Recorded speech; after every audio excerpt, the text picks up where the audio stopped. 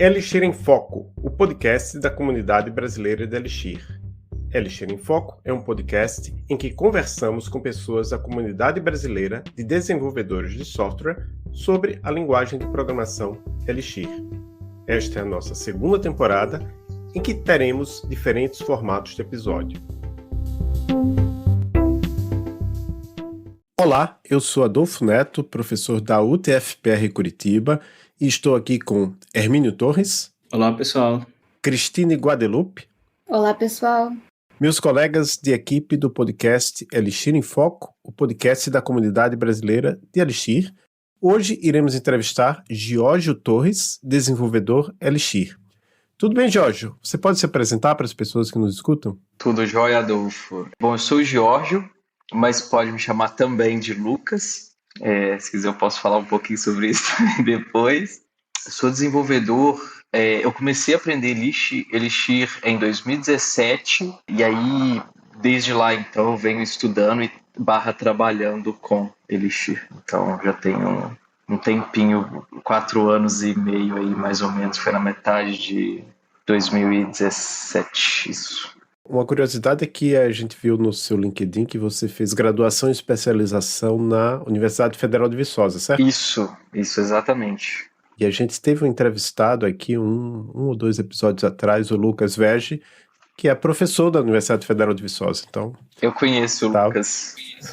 Mas conheceu ele pessoalmente lá em Viçosa? Foi. Na verdade, ele nem era professor aqui ainda. Foi numa semana de informática, 2010, 2011, por aí. Na época, eu era entusiasta de desenvolvimento mobile, programava para Android em Java, ele também. E aí a gente trocou umas figurinhas foi quando eu conheci ele. Mas eu conheço ele. Interessante.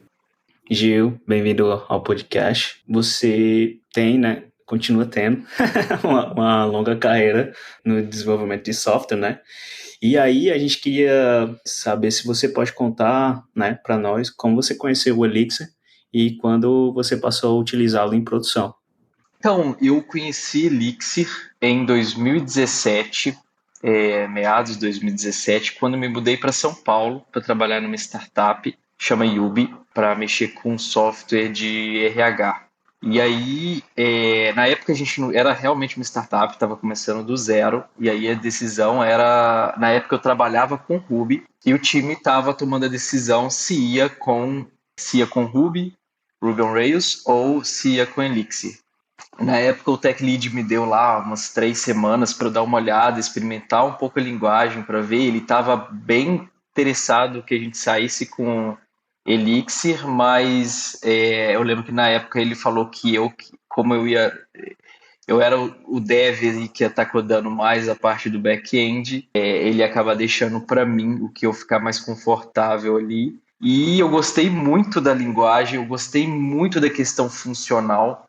Ruby tem, né, esses dois encontros aí de um pouco de funcional, mas é massivamente orientação a objetos, e eu gostei muito e falei assim, não, vamos com isso. A parte mais disruptiva, talvez, né, de aprender Elixir, talvez seja o modelo repository do Ecto ali, de banco de dados, como lidar com os dados no banco. Só que isso eu já trabalhei com esse modelo quando eu trabalhava com Java. Então foi um paralelo muito interessante. Foi relativamente fácil sair de Active Record e ir para o repository, né, para o Ecto. Então não tive tantos problemas assim. Esquema de processos, né? Isso é muito bem abstraído. Na época também a gente trabalhava com Absinthe, GraphQL, também abstrai bastante a complexidade. Por exemplo, a gente não tinha que ficar fazendo tanto de servers e tudo mais, né? É basicamente a gente codar ali as regras de negócio da aplicação. Então a gente lida menos com isso. A Erlang Ecosystem Foundation apoia este podcast financiando o software que utilizamos para gravar os episódios. A Erlang Ecosystem Foundation é uma organização sem fins lucrativos apoiada por mais de 1.000 membros que abraçam o seu modelo de grupos de trabalho colaborativos e eventos de construção de comunidades. Os membros da Erlang Ecosystem Foundation incluem líderes da indústria que se dedicam a promover o estado da arte para Erlang, Elixir, LFI e outras tecnologias baseadas na BIM. Associe-se! O link está na descrição do episódio e a associação básica é gratuita para indivíduos. Jorge, a gente sabe que você está num processo de mudança, não só de empresa, mas também de país. Você pode falar um pouco sobre pra gente, para onde que você está indo, para qual país, e se você vai continuar trabalhando com o Elixir, como que foi esse processo? Eu sempre tive a vontade de ter uma experiência fora, né, de morar um tempo fora, conhecer, né, outras culturas, não de um ponto de vista superficial, né, igual turismo, você vai lá, visita, mas realmente ter uma experiência de vivência, ver como que outras comunidades, né, vivem, outras pessoas, outras cidades, enfim. Na época, aí o que acontece, né? Quando eu fiz a faculdade de Ciência da Computação aqui em Viçosa de 2008 a 2012. E nessa época, curiosamente, em 2011 começou a sair os editais de Ciência Sem Fronteira, foi mais ou menos nessa época aí. E eu fiquei doido, né? Falei, opa, vou ter minha oportunidade. Tinha também a universidade aqui, tinha uma parceria com um laboratório de sensores na Holanda. E tava tudo saindo assim, tinha muita oportunidade, né, para estudar e passar um tempo fora. Só que os editais estavam cortando quem já tinha mais de 80% do curso concluído. E eu fui um desses que não pude ser contemplado aí com alguma experiência. Aí eu fui para o mercado de trabalho, enfim, e apareceu ano passado essa oportunidade de ir para a Itália, uma empresa que abriu recentemente um escritório na Itália, em Milão, e foi muito engraçado porque eu não estava procurando. Aquele momento onde o universo bate na porta da gente e fala assim, e aí, você vai sair dessa zona de conforto ou não vai? Aí eu fiquei pensativo, até falei com o pessoal, né, de recruitment deles, que eu animaria fazer o processo, talvez muito mais por curiosidade do que por exatamente vontade, embora tinha vontade sim, só que não estava, sabe, eu estava em São Paulo, minha vida em São Paulo estava muito legal, assim, sabe? Tinha acabado de mudar para um apartamento, enfim, eu estava muito mais focado em construir, em terminar de ajeitar minha vida lá do que ir para fora. E ir para fora, sair de São Paulo, principalmente, não exatamente para fora, necessitava de uma organização, de uma reestruturação, de uma mudança totalmente, né, muito radical na minha vida, assim. Enfim, mas aí topei fazer o processo seletivo, foi fazendo e foi acontecendo, né? Levou mais ou menos, foi de agosto do ano passado até dezembro do ano passado para eu ter a resposta, né? Olha, na verdade, em dezembro eu ainda tive, aí, né, eu tinha falado com o pessoal que eu estava em dúvida se eu ia, se eu não ia. E aí, antes de fazer uma outra etapa, que era basicamente conhecer o time, eu já tinha passado, né, em todas as etapas, né, técnica, fit cultural, com a empresa, e depois, né, essa de conhecer o time. E aí eu tive que, antes de fazer essa etapa, de falar se eu ia, se eu não ia, né, se eu ia aceitar a proposta deles ou não.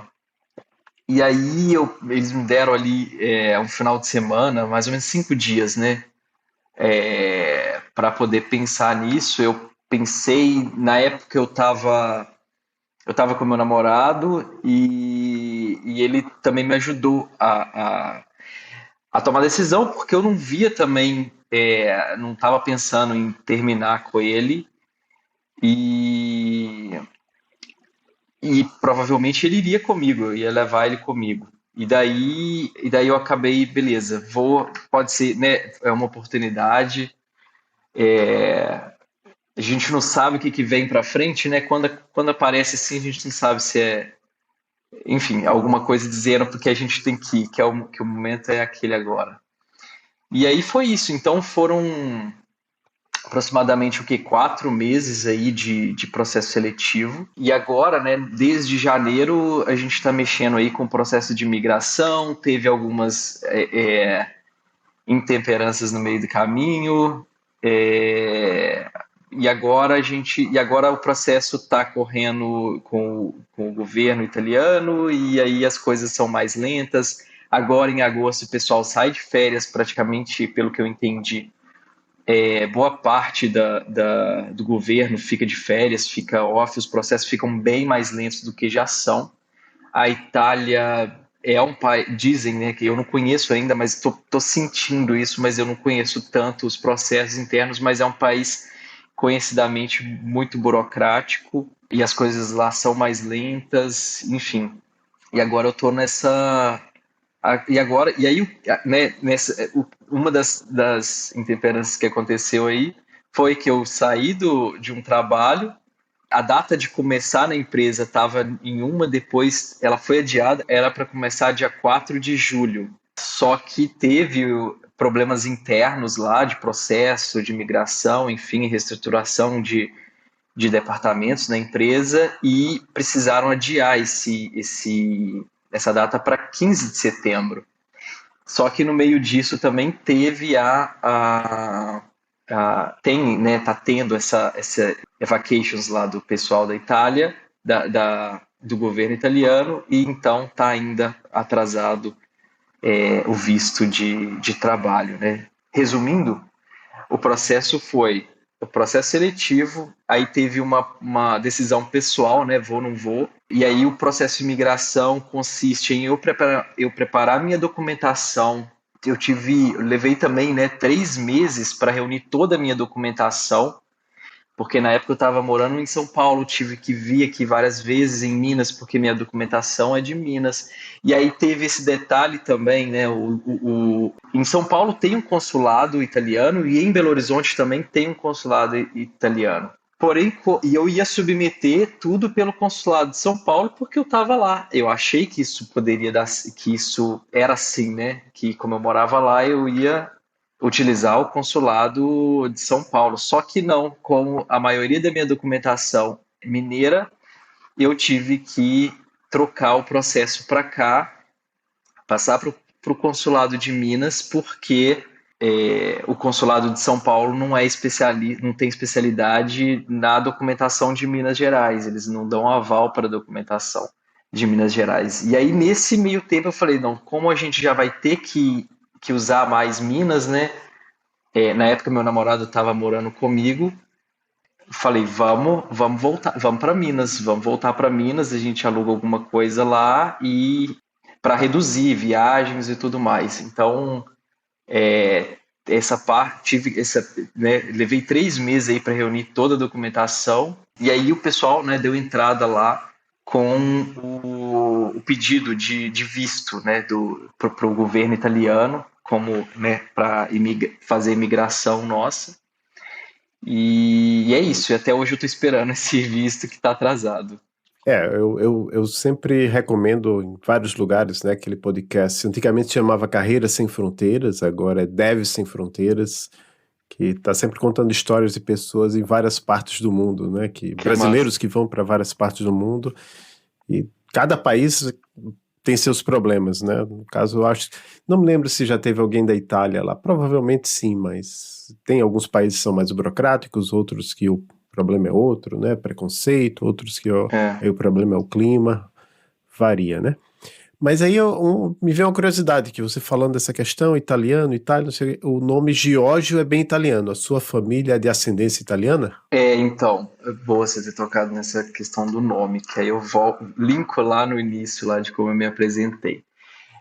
Minha avó materna, ela é filha de italiana, então tenho sim umas gotinhas de sangue aí que vieram da Itália. o que acontece, né? Coincidentemente, no ano passado, mais no início do ano passado, meu irmão resolveu entrar com o processo de reconhecimento de cidadania.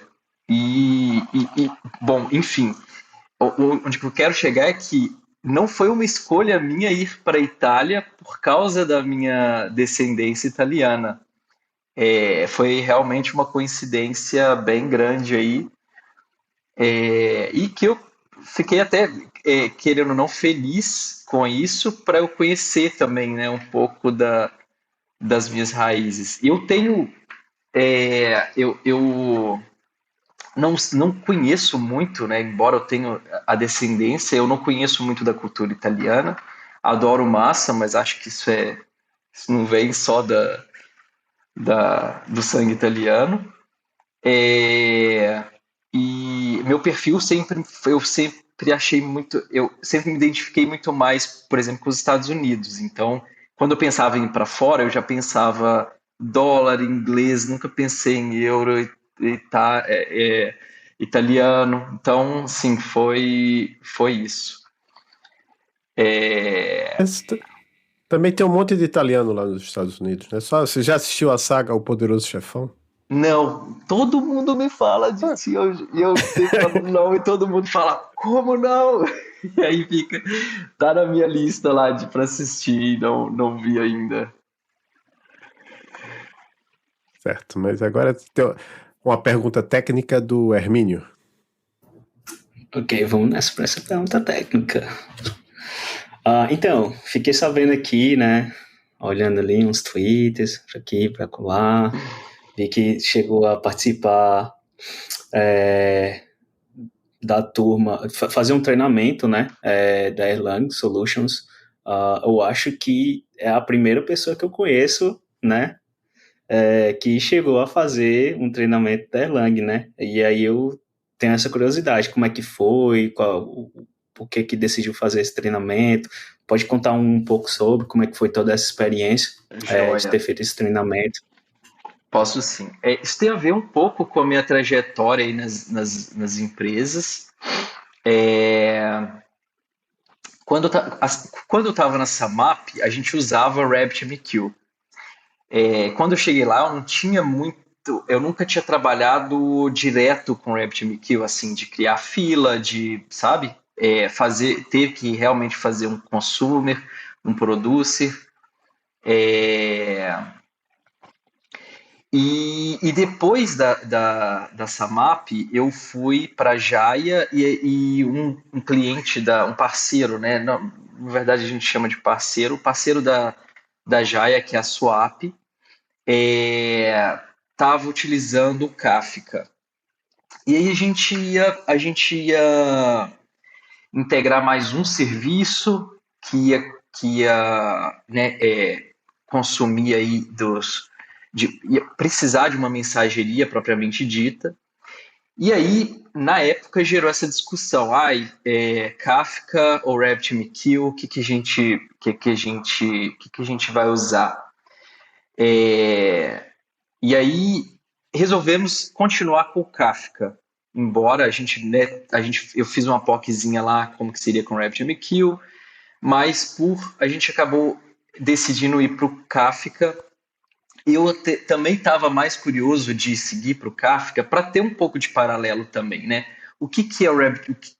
Qual que é a diferença, né, na prática, no dia a dia do desenvolvedor? O que é o RabbitMQ? O que é o Kafka mesmo? Será que eles são concorrentes? Será que eles são... será que dá para usar os dois? Enfim, era coisas que passavam pela minha cabeça. Saímos com o Kafka. O que a gente teve de problemas aí com o Kafka? O Kafka falta, pelo que a gente pesquisou e depois quando a gente precisou também, falta muita ferramenta de monitoração. O ferramental do Kafka é bem, bem ruim, bem pobre. Tem soluções corporativas. E aí, né, você tem que pagar e tudo mais. Também não chega a ser exatamente grandes problemas, mas quando você pega o RabbitMQ aí, você já tem integração fácil com Prometheus, e aí você liga fácil com Grafana, e aí você já vê métricas da aplicação, você já sabe quantas filas estão sendo criadas, enfim, o throughput das filas, você consegue ter realmente o que está acontecendo. Para contornar isso, a gente, né, uma solução tupiniquim, mas não tupiniquim, poderia ter pegado essas soluções corporativas, mas como o próprio Kafka lá era uma incógnita se a gente ia continuar ou não, então a gente fez isso, né? A gente colocou a monitoria na ponta e na ponta produtora e na ponta receptora. E daí o Kafka era meio que uma caixa preta. Se uma das pontas estivesse ativa e a outra inativa, a gente já sabia ali se o problema era no Kafka, se era na nossa aplicação, enfim.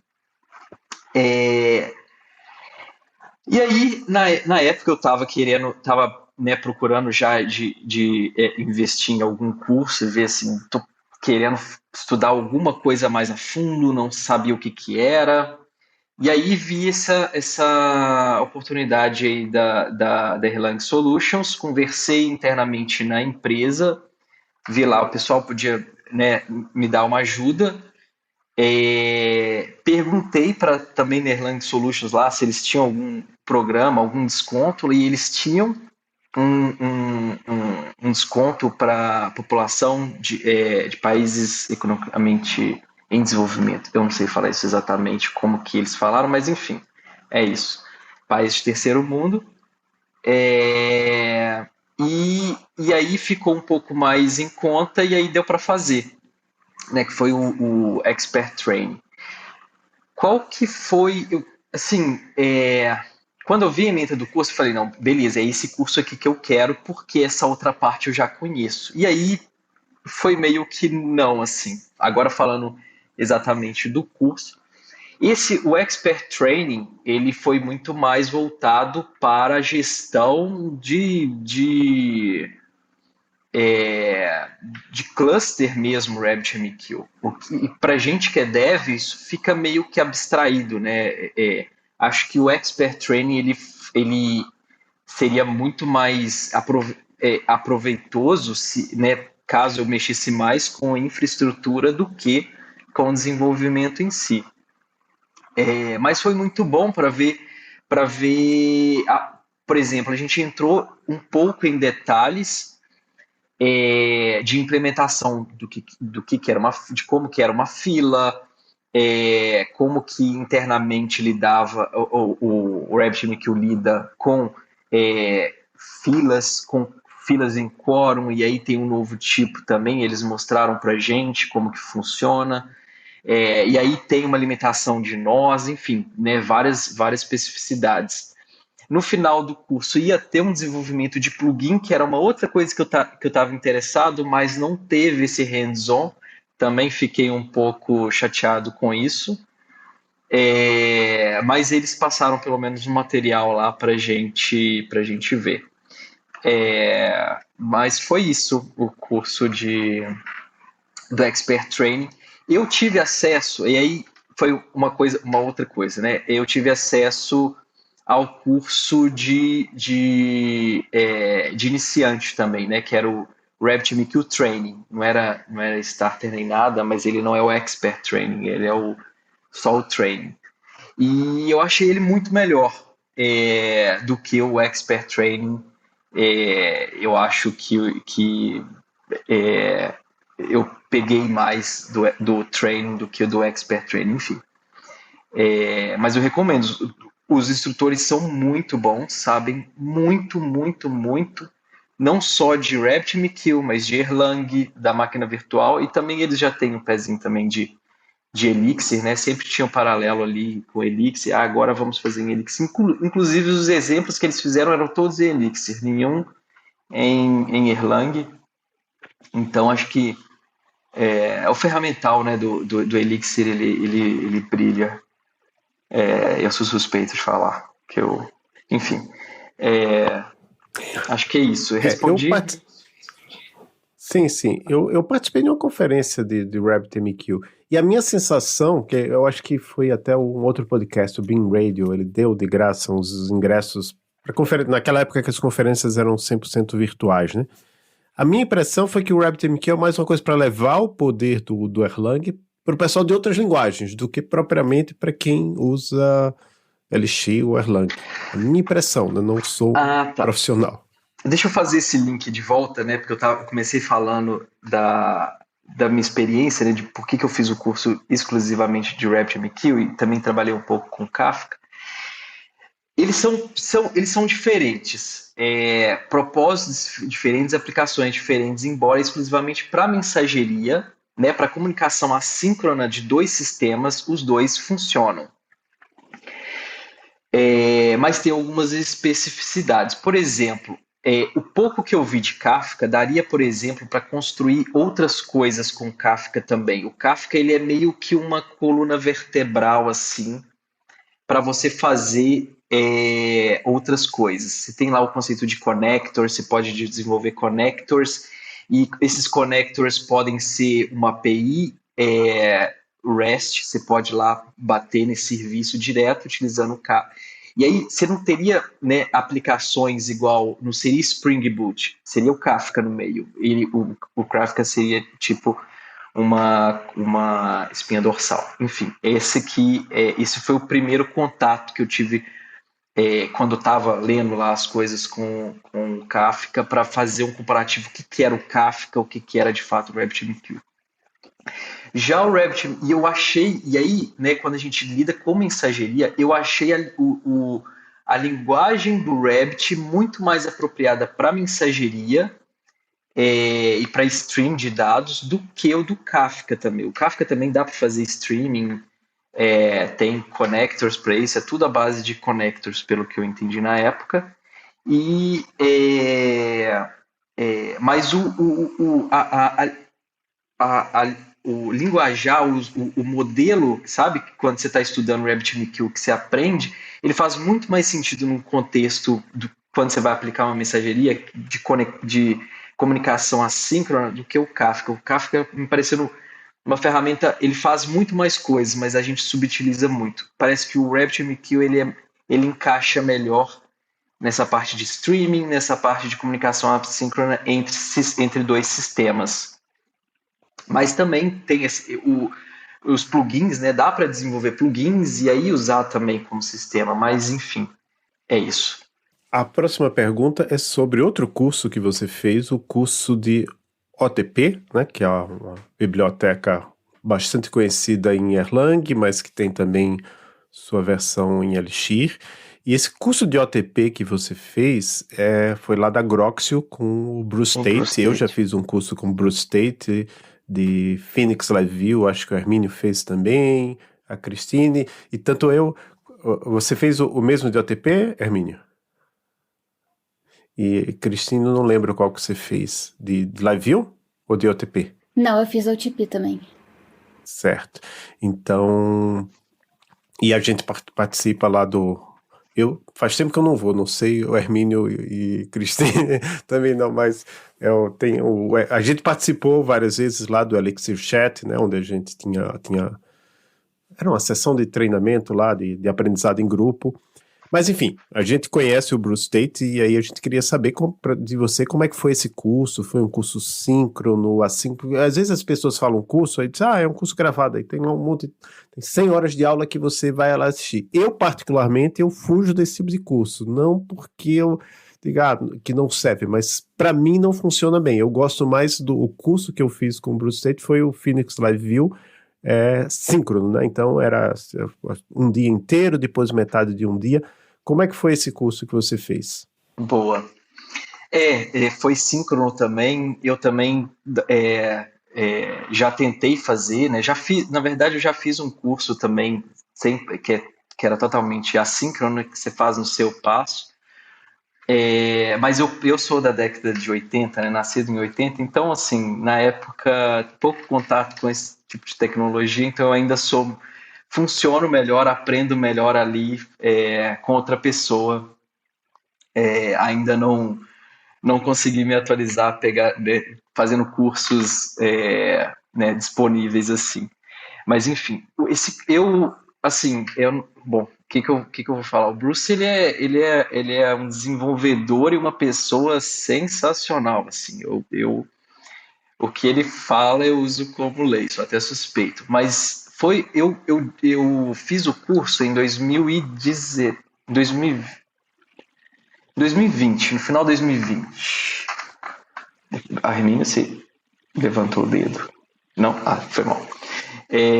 Foi no final de 2020 e eu digo que eu só realmente aprendi, me tornei um desenvolvedor Elixir, né, e de OTP depois desse curso, porque ele é um curso mind-blowing, você vê muita coisa, você entende, né, a gente no início, não só no início, mas assim, se você né, aprende o básico da linguagem ali, já tem bons conceitos de desenvolvimento web, né, ou de outro, né, desenvolvimento de modo geral,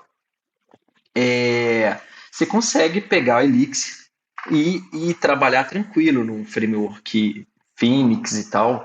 É muito parecido hoje a estrutura dos frameworks.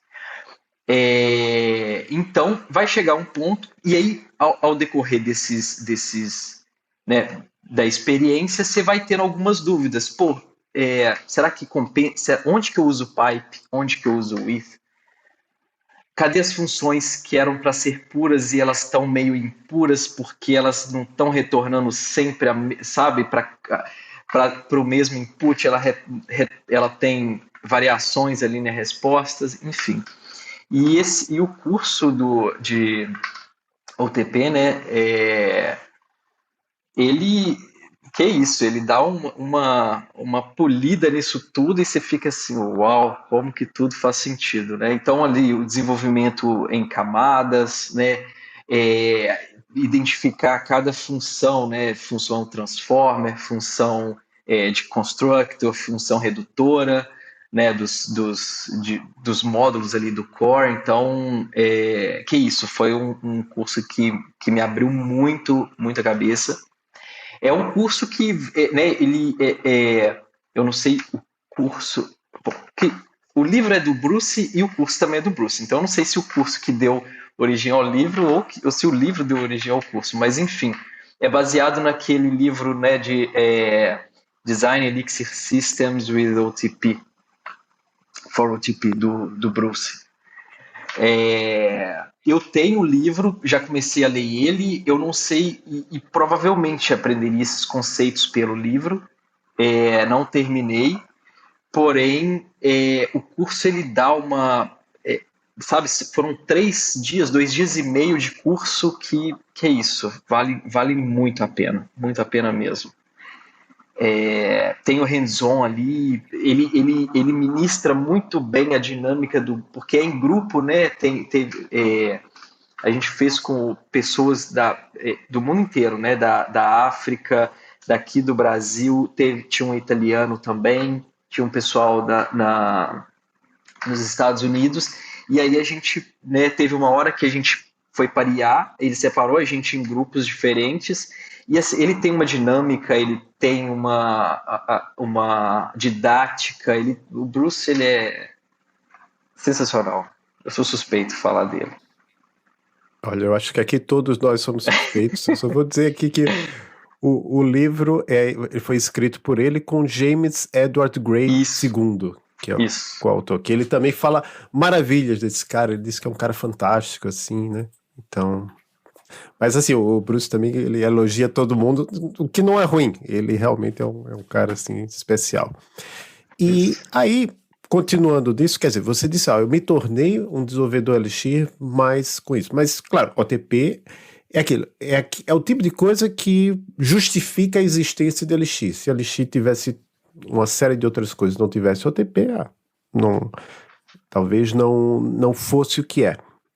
Mas ok, você não deve ter começado por isso, você deve ter quer dizer, eu imagino, né? Na verdade eu quero saber, você começou por isso, ou você começou aprendendo Elixir, as coisas básicas de programação funcional, estruturas de dados, trabalhar com listas, recursão, como é que foi esse seu processo? Foi com outros cursos online, presenciais, livros, vídeos, podcasts, blogs? Como é que foi esse processo até para guiar alguém que está escutando e está ainda no começo e achar, pô, tá tudo muito difícil? Como é que... A gente não quer que você diga como a pessoa deva fazer. Você pode até dizer isso, mas principalmente saber como é que você fez, até incluindo os seus erros. Certo. Bom, eu tive um mentor, né, muito bom aí no início da minha carreira de Elixir, né, de desenvolver, para aprender Elixir, e que era o tech lead dessa startup lá de São Paulo, da Yubi, na época. E então ele me ajudou bastante nos primeiros passos aí. Mas eu tenho uma dificuldade também quando a pessoa, sabe, me ensina, principalmente no dia a dia de trabalho, né? Porque era também no dia a dia de trabalho. Então ele me mentorava assim, a gente estava lá trabalhando, tinha dúvida, recorria a ele. Quando ele sabia, ele já me respondia ali. Quando não, já pegava outro recurso. Mas como que foi, né? Então, eu comecei primeiro pela página do Elixir mesmo, né? elixirlang.org, eu não lembro exatamente se é .org ou .com. .org. Boa. E eu acho que é muito bom já aquele tutorial, né? Aquele guide que ele tem ali, né? No Learn. Eu não sei se hoje em dia ainda tem, que você vai fazer um servidorzinho de chave-valor, né? Para pesquisar a chave-valor, e ali já te dá uma boa ideia ali de todos os conceitos que você vai usar na linguagem no dia a dia, talvez não tão funcional. Eu falo porque, assim, às vezes é meio confusa a linha entre o que é da linguagem e o que é do paradigma funcional. Mas, enfim, então ali acho que é um bom começo. Você vai pegar as estruturas básicas, né? Lista, tupla, map, enfim, né? Construtores de operadores de fluxo, de controle de fluxo, enfim, várias coisas. E também um outro livro que me ajudou muito, e esse eu li ele praticamente todo, foi o Elixir in Action. Esse também, né, aí ele te dá um pouco mais, se coloca um pouco mais o dedo na água do OTP, que você vai mexer com processos mesmo, você vai entender, né, quase ali um desenvolvimento por camadas, quase o que o Bruce, né, traz no livro de OTP. Você vê ali com o Sasai Yurik. Então é isso. E eu sou muito hands-on, sabe? Eu sou muito de pegar e fazer. Então, uma outra coisa, né, que também é muito legal, o ferramental próprio do Elixir. Então, tem ali o EX, né, que é onde você... E aí você vai testando. Eu lembro que, nossa, eu criava projetinho à torta e à direita, e depois eu fixei criei um projeto sandbox, que aí eu tinha uma porrada de lib instalada nele, e aí ficava brincando lá, e como é que se faz isso aqui? Já tinha as libs lá instaladas, e aí brincava. Então, assim, eu sou muito experimental, no final das contas, é isso. Os livros, os cursos também me ajudam muito para aprender, mas tem excelentes recursos na internet, né? Tem um curso, o pessoal que eu trabalhei antes também, que era muito bom, chegou a fazer um curso eu não sei se eu posso citar nomes aqui, mas enfim, da Rocket City com o Rafael Camarda. Eu tive a oportunidade de trabalhar com o Rafael Camarda na Local Web, então eu conheço ele, é um cara muito bom também. Na época a gente era desenvolvedor Ruby, mas ele é muito também, sabe, pragmático com as coisas, é muito cuidadoso, enfim, então eu não tive a oportunidade ainda de ver o curso dele, mas tem muito material já. Tem também, o pessoal gostava bastante de um tutorial do Pragdave, mas eu acho que esse é pago até um certo ponto, eu não lembro. Eu lembro do pessoal que falava, é pago, né? Tem um curso dele pago. Isso. Mas enfim, para mim funcionou porque eu acho que foi pouco, né? Se for parar para pensar, o Ruby, desculpa, a página da linguagem, depois o livro do Sasa Yurik, né? Elixir in Action. Mas eu tinha uma coisa também que eu já tinha vindo do mundo Ruby on Rails, e muita coisa de Elixir e de Phoenix né, vem de lá. Então eu não tive por exemplo, eu não tive tanto problema com estilo de código, né, nomenclatura de funções e módulos, né, que aí a gente entra mais numa parte de design / arquitetura de aplicações. Isso já estava bem consolidado, assim, por causa do meu background em Ruby. Mas enfim, vira e mexe eu tô lendo também algum livro, volto na documentação, volto na página oficial também da linguagem para relembrar alguma coisa. Não dá para parar, né? Então é constante. Eu não sei se eu consegui responder, se eu fui muito distrato. Não, foi bastante completo. Até o Hermínio tá falando aqui que o Rafael saiu, né, da Rocket City. Agora eu vi que ele é tech lead na Solfácil, que o Hermínio trabalhava lá, a gente entrevistou esqueci o nome dele, mas a gente entrevistou uma pessoa. Vitor Leal, da Solfácil, né? A Zoe tá no Solfácil. Então a gente tem bastante contato lá com o pessoal. E com relação ao curso do Pragdave, né, o Pragdave é o Dave Thomas, né? É um dos autores do livro Pragmatic Programming, um dos criadores da editora Pragmatic Bookshelf. Só que ele já saiu também, né? O pessoal entra e sai assim, mas enfim.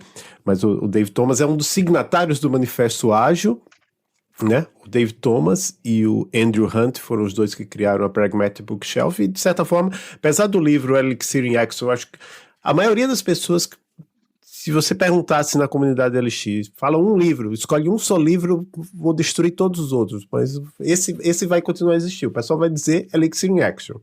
Mesmo os autores, provavelmente, dos outros livros. Então, e não é da Pragmatic Bookshelf, mas é a editora que mais publicou livros sobre a LX, eu acho. Quer dizer, eu não estou contando assim, mas tem um monte de livro. Tem o livro do Ulisses, que a gente entrevistou aqui, o Bruce Tate trabalhava lá, né? Eu acho que ele meio que deu uma saída, mas ele foi coautor de vários livros. Mas, enfim, o Dave Thomas e o Andrew Hunt foram signatários do Manifesto Ágil, que foi um manifesto assinado lá em 2001, e que eles propuseram, as pessoas que assinaram, né, 17 pessoas, propuseram novas formas de desenvolver software. E eu vi lá no seu LinkedIn que você diz que é desenvolvedor Scrum e Scrum Master certificado.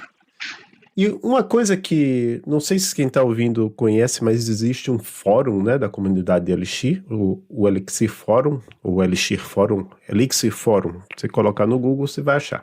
Onde tem as discussões lá, coisas novas. Todo dia tem alguma notícia nova lá, alguma discussão, alguma conversa. O Valim está lá de vez em quando. Acho que o próprio Sasha Yurik, não tenho certeza. Mas tem várias pessoas importantes da comunidade que estão lá, né? Claro, o pessoal também está lá no Slack, em outros lugares, no Twitter. Mas tem bastante gente lá no Elixir Forum. E uma vez teve uma thread assim, que foi até o pessoal do próprio fórum colocou ela como só para membros, né? Escondeu do resto do público, porque o Elixir Forum ele funciona mais ou menos como Stack Overflow. Se você faz uma pesquisa no Google, pode chegar lá, né? E era uma thread assim, descendo pau em métodos ágeis, né? Então, por isso que a minha pergunta: como é que surgiu o seu interesse por Scrum? Qual é a sua opinião sobre métodos ágeis no desenvolvimento de software? Se você usa as práticas tipo TDD, programação pareada? Legal. Eu tenho um perfil, né, ser um pouco mais acadêmico e curioso com as coisas. Então, e durante praticamente todas as experiências profissionais que eu tive, foi utilizando algum método ágil, principalmente o Scrum. Quando eu estava na Local Web, eu estava com aquele momento, né, do tipo, pô, e agora? Eu era desenvolvedor Ruby na época, já tinha um tempo e eu estava assim, já estava sentindo que eu estava assim, no limite, assim, sabe? Já tinha explorado bastante coisa. Eu pensei, o que eu vou fazer agora? E aí, conversando com os engineering managers de lá, eu sugeri, veio um curso, né, de Scrum e ver o que você vai gostar, porque eu já tinha interesse, eu participava bastante, eu ajudava, trazia, gente, será que a gente está fazendo sucesso? Sempre tentando, né, melhorar ali o processo de desenvolvimento, para que a gente conseguisse entregar e também, né, fazer o trabalho como a gente gostaria de fazer.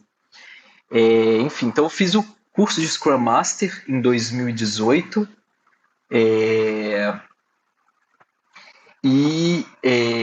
só que eu nunca atuei como Scrum Master. Aí que tá, né, a questão. Hoje eu já não sou mais, já não tenho mais porque, assim, como é que funciona? Você faz o curso de Scrum Master e aí você tem que juntar Education Units. É um programa, né, da Scrum Alliance para você continuar mantendo o título de como Scrum Master, assim, para você atuar como Scrum Master. É quase como se fosse não sei se chega a ser royalties, mas enfim, é alguma coisa que você vai, né, vai fazendo ali para sempre ficar também no ecossistema da Scrum Alliance. Então, só que eu nunca trabalhei exatamente como Scrum Master, embora eu já cheguei nessa mapa a gente fez isso. Aí, vamos lá. Então, em 2018 tirei título de Scrum Master, muito mais para ter noção do que era o framework em si. Já tinha lido o livro do Jeff Sutherland sobre, né, que é o livro do Scrum mesmo. Inclusive, super recomendo. O Jeff Sutherland também é outro cara que dá um mind-blowing na cabeça da gente. Inclusive, a frase dele que mais me marcou foi que don't blame the players, blame the game. Então, acho que isso é o que mais também... Antes eu era muito... Será que aquela pessoa está fazendo a coisa certa ali? Será que ele está desenvolvendo? Não, peraí, não é sobre a pessoa. Não é o nível da pessoa que vai entregar bom software, né? É o processo ali. Então, blame the game. Mas, enfim... E aí, na Samap também, logo que eu entrei na Samap, eles contrataram uma consultoria, a Agile 42, que fez com a gente, né, também foi praticamente o curso de Scrum Master que eu vi, mais um pouco do Scrum Developer. E aí, por eu já ter o Scrum Master, se eu fizesse esse módulo que eles deram lá, eu ganhava, né, o título também de Scrum Developer, que era basicamente conhecer ali sobre ferramentas de CI/CD, que mais? Acho que bom, enfim, eu não vou lembrar de tudo, não. Mas então, é daí que veio esse meu interesse de desenvolvimento ágil, né, por sempre ter trabalhado. Também sou meio que evangelista de boas práticas e de tentar, né, ser um pouco mais produtivo, seja com ferramenta, mudando o modo de trabalho, enfim. E foi isso. Essa foi minha jornada aí como Scrum Developer. E aí, no dia a dia, né, você tinha perguntado sobre o dia a dia. TDD, eu amo, sou apaixonado por TDD, inclusive eu uso o TDD até para aprender também certas coisas, né? Eu falo do IX, mas eu também uso bastante para poder ir testando aquilo que eu estou fazendo. Será que é isso mesmo? Então, eu uso até no meu processo de quando eu estou aprendendo alguma coisa ali, também me ajuda bastante. Hoje eu não uso o TDD by the book, né, que é aquele Red Green Refactor, né, que a gente vai lá, faz o teste falha, aí você vai lá, implementa a feature até, né, dar ok no teste, depois você refatora ali para aquilo. Mas eu sempre faço testes para as funções. Eu pego muito erro, né, meu mesmo, de lógica, quando você pensa no teste, quando você pensa do ponto de vista de usuário daquela API, né? A API não só como endpoint, mas a API, por exemplo, quando você desenvolve um módulo, você tem lá funções públicas, você está expondo uma API para o desenvolvedor. Então, eu também penso dessa forma. Então é isso, é legal você ver você usando sua própria API que você está desenvolvendo ali. Pair Programming, eu sou também muito evangelista, eu acho que funciona muito, especialmente quando você tem... E aí eu acho que é muito mais para troca de conhecimento, do que... Ajuda bastante também na produtividade, porque, por exemplo, né, você tem o Code Review.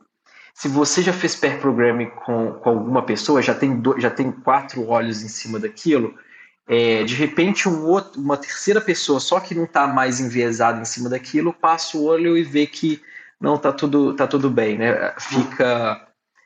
O software sai de fato com mais qualidade, né?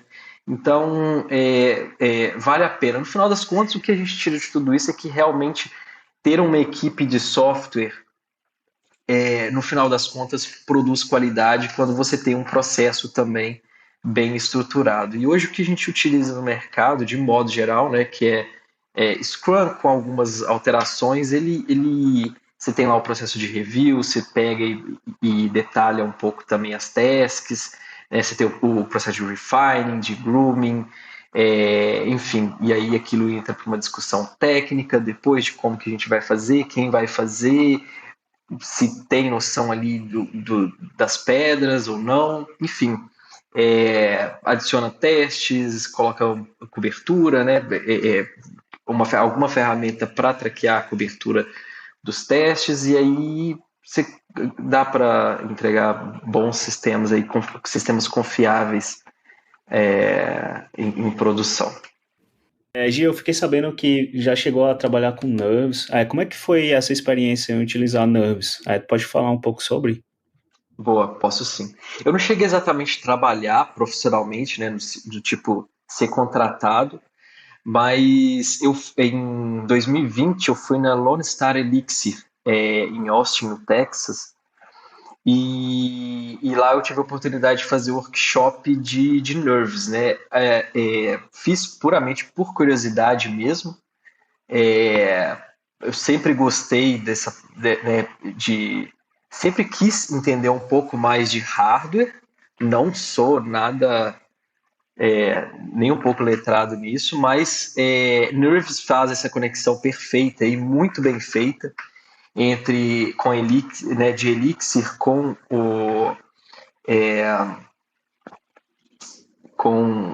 enfim, devices IoT, né? Hoje tem suporte aí para a maioria dos Raspberries, Beagle Backbone, enfim, né, microcontroladores aí com a potência um pouco mais alta, né? Não chega a ser o Arduino. Enfim, então, e aí nesse workshop a gente desenvolveu um quiosque, né? Que é uma telinha com Raspberry Pi 3 lá. E a gente fez uma integração com um back-end onde você podia lá, né, clicar na tela. A gente fez 2 funções. Uma era de aumentar e diminuir o brilho do quiosque, né, do backlight do quiosque, e outra de alterar a velocidade de uma imagem lá que ia passando. Então foram essas duas features que a gente fez. Mas depois disso eu continuei, né, mexendo ali por hobby, né, passatempo, com Nerves, e aí cheguei a brincar um pouco com Cynic, que é um framework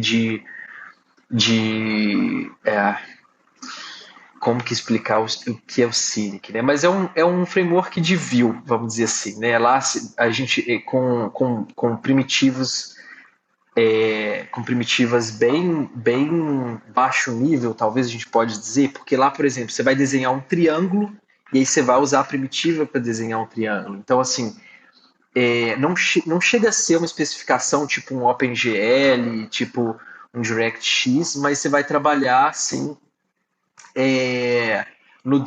bem próximo do driver de vídeo, bem próximo ali da tela, né, com o conceito de viewport, com esses, né, e esses elementos, com os eventos de clique, de posicionamento do mouse, de evento de teclado. Então uma interação com o usuário mais baixo nível.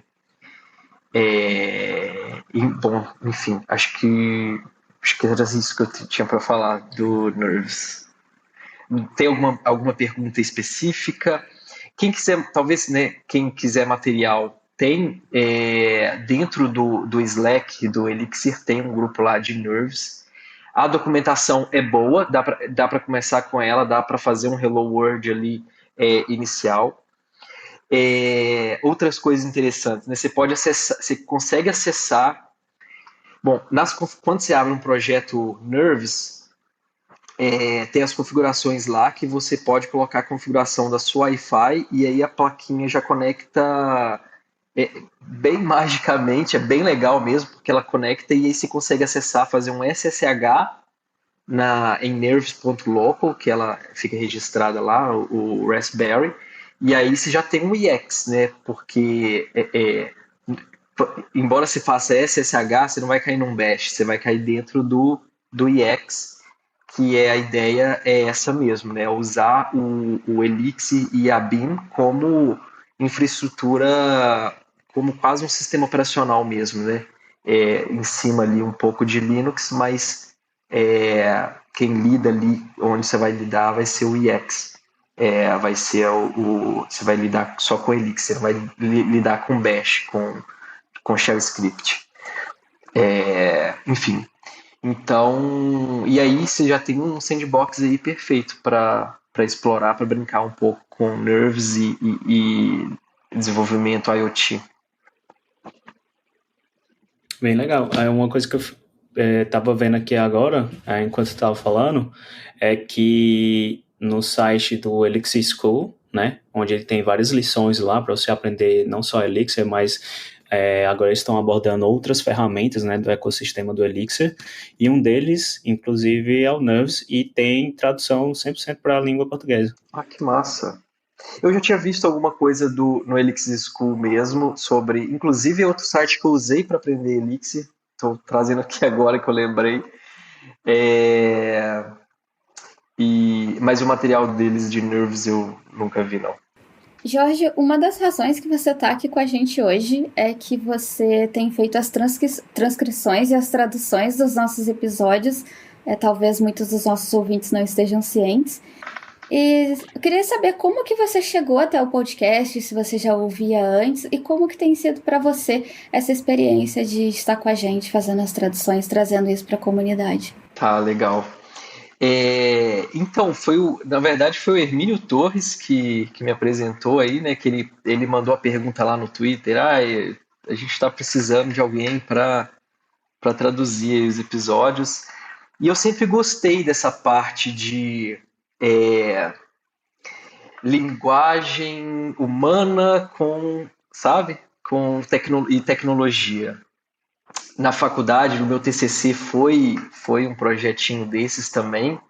Eu fiz um servidorzinho de cardápio de restaurante, então se o cliente chegasse lá e o celular dele tivesse em inglês, ele ia receber o cardápio em inglês, se o outro tivesse né, em algum outro idioma, no caso eu fiz português, ele receberia o cardápio em português. Então eu sempre gostei disso.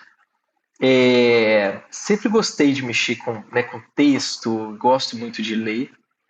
E aí, há alguns anos atrás, eu comecei a mexer com conteúdo técnico, né? Tradução de conteúdo técnico. É uma coisa que me atrai, que eu penso, assim, né? Eu falando dos meus planos, não são exatamente planos, né? Não tem nada planejado, mas eu adoraria também, né? Poder traduzir conteúdos técnicos. Então, sei lá, quem sabe pegar um livro técnico aí que não tem em português e traduzir. Acho que Elixir está dando essa oportunidade também, porque tem muito conteúdo bom em inglês e acho que tem muito pouco em português. Mas enfim, então é isso. Eu sempre me interessei aí por traduzir conteúdo técnico. É um pouco diferente né, de tradução coloquial, mas enfim, foi assim que eu cheguei. Eu gosto bastante dessa área de inclusão aí, né, de pessoas, comunidades, quebrar aí fronteiras de países. Acho que tem muito, porque tem muito. Eu estou falando isso porque realmente a tradução ela envolve muita coisa, né? No sentido de as consequências, enfim. Mas foi isso. Eu não sei se eu respondi a sua pergunta diretamente, se eu embolei aqui. Respondeu, e em questão de tornar o conteúdo mais acessível, no nosso caso aqui as transcrições, a gente já tem o podcast em português, mas amplia o nosso público, né? As pessoas que precisam de mais acessibilidade, que precisam das legendas. Era um desejo antigo nosso de que o podcast seja o mais acessível e abrangente possível. Então, fica aí meu muito obrigado, e a comunidade com certeza agradece também. Legal, então estamos nos aproximando do fim. Jorge, muito obrigado por participar do Elixir em Foco. A gente sempre pergunta se você quer deixar uma mensagem final para a comunidade brasileira ou falante de português de Elixir. Eu que agradeço aí o convite, né? Fico até assim, estava pensando, pô, José Valim já passou aqui, Ulisses, sabe? Galera grande aí, o que eu vou falar? Quem sou eu? Mas é isso, eu acho que Elixir, né? Isso foi uma coisa que me empolgou também na linguagem, sabe? Ter um brasileiro na frente disso. Acho que a gente o brasileiro, de modo geral, ele é um pessoal. A gente tem muito síndrome de vira-lata, né? E aí. Mas a gente não faz esse marketing, esse endomarketing do Brasil, né? Então.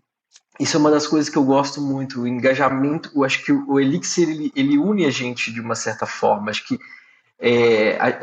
a gente fica um pouco mais, pô, eu sou brasileiro, tem um brasileiro aí sabe, na frente, enfim, que fez uma contribuição muito boa aí tem feito, né, para computação de modo geral. Ele está trazendo ferramentas para todas as áreas, não só a linguagem de programação Elixir, mas você tem aí agora o Numerical Elixir. Ele está, né,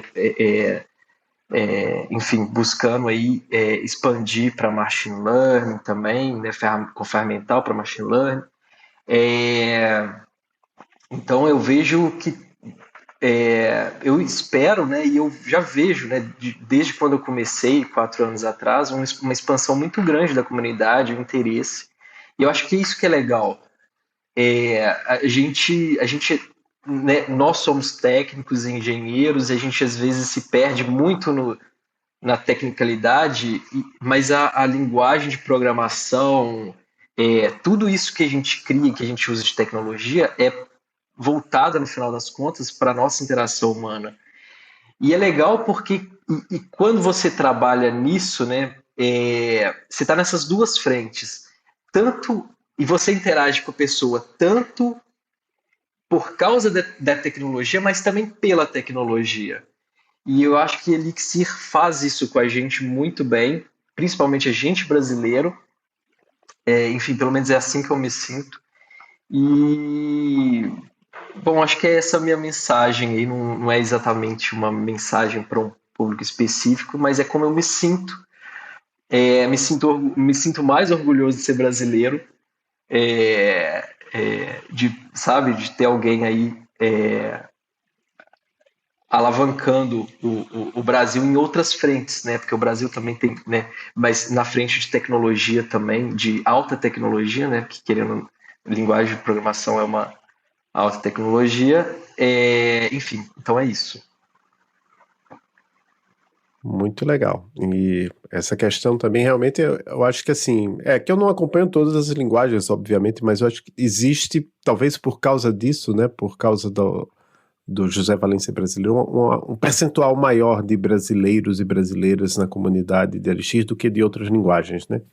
Então isso é bem interessante, inclusive até participando de eventos internacionais, né? A gente já conversou aqui em outros episódios acabou de sair, por sinal, acabou de sair o vídeo da palestra da Cristine lá na CodeBeam América, né? Acabou de sair, foi em 19 de agosto, do Hermínio já saiu, né? Você já submeteu para algum desses eventos? Você pensa em palestrar? Não, eu sou meio desajeitado para isso, eu acho. Não sei, eu penso em palestrar, mas eu ainda tenho dificuldade, assim.